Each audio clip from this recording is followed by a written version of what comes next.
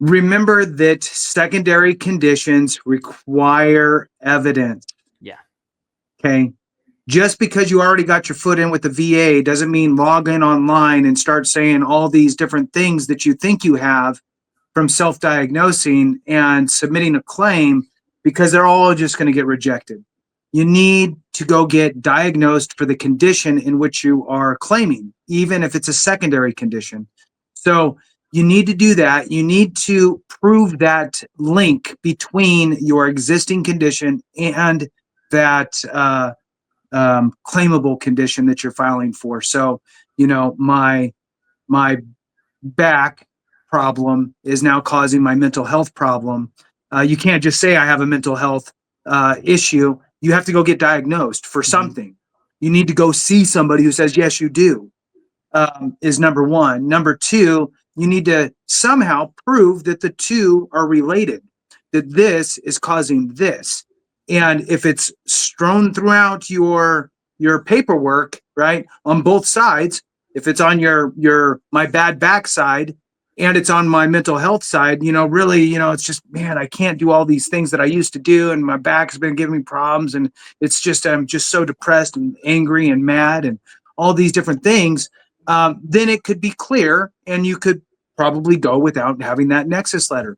And in other cases, you might need to get the Nexus letter to really tie it together. The harder that becomes, as far as the scale that we're talking about is concerned, the more likely you're going to need more evidence to really support your claim. The easy ones, right? Radiculopathy from your back or arthritis from your back, it's like, oh, that's kind of a no-brainer. But when you get into these medium and hards, you might need more medical evidence.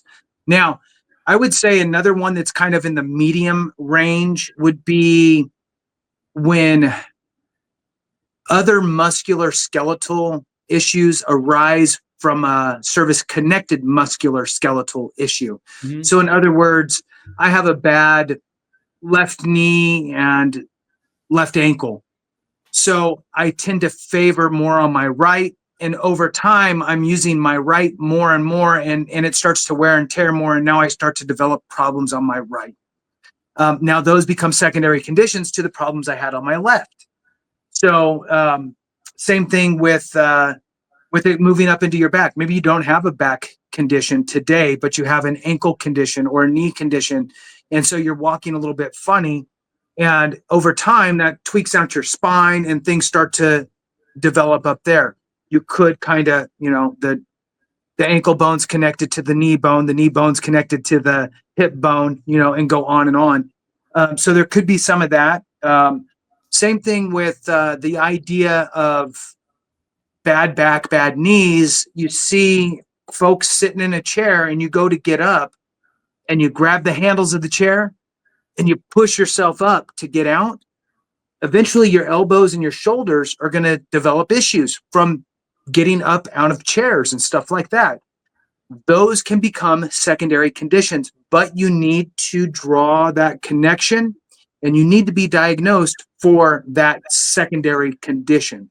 Clay.